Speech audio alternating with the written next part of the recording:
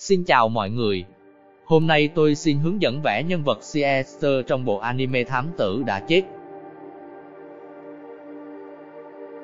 Trước tiên tôi nói đôi chút về nhân vật. Siester là nhân vật chính của Thám Tử Đã Chết, đồng thời cũng là một trong những nhân vật chính có cái chết chóng vánh nhất trong làng anime Nhật Bản. Siester là một thám tử vô cùng tài năng, có thể điều tra và phá giải vụ án. Ngay trước khi nó diễn ra, Conan có khi phải gọi bằng cụ. Cô nàng tóc bạch kim này cũng khá giỏi trong khoản vận động, điều đã được thể hiện ngay trong tập anime đầu tiên.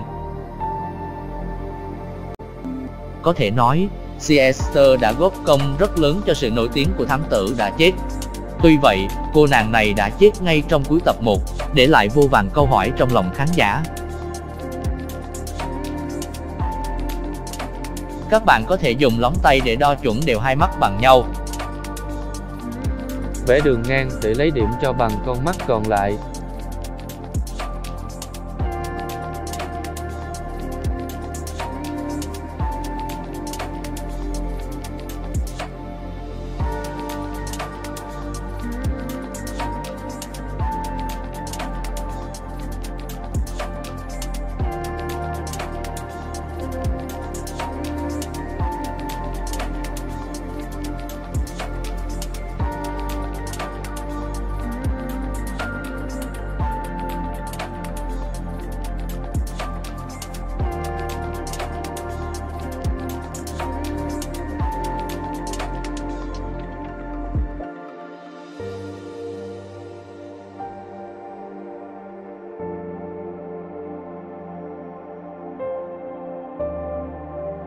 Chiều dọc mắt bằng một lóng tay, làm khoảng cách với mũi.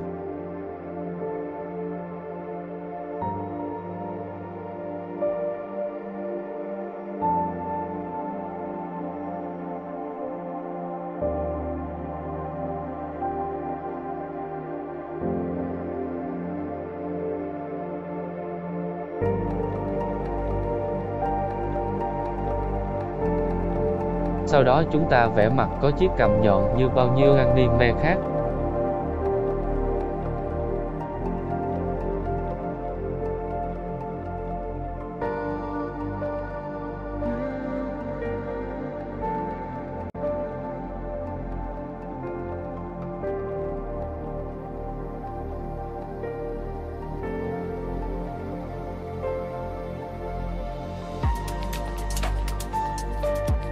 Lưu ý vẽ hai má cho đều và đối xứng nhau để không nhìn bị lỗi.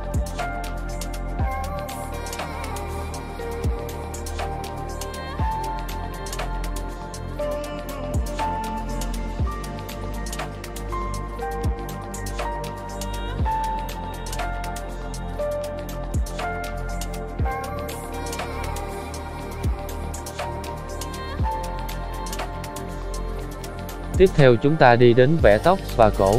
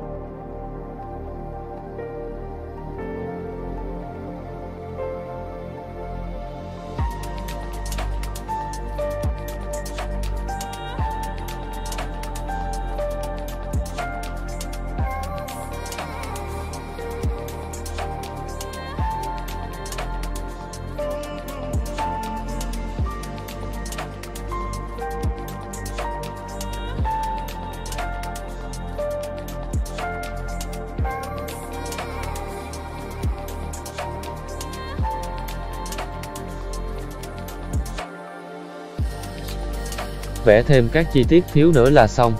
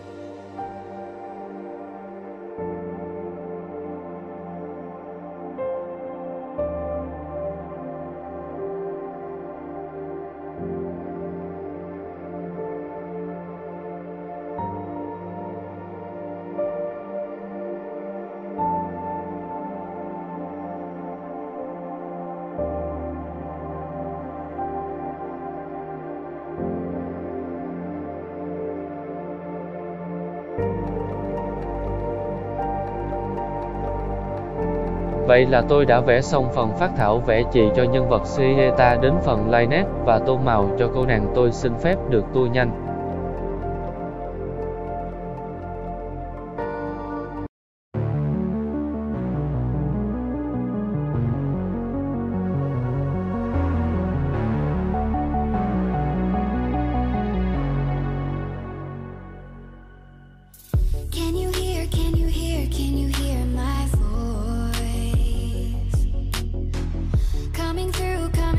Coming through the noise.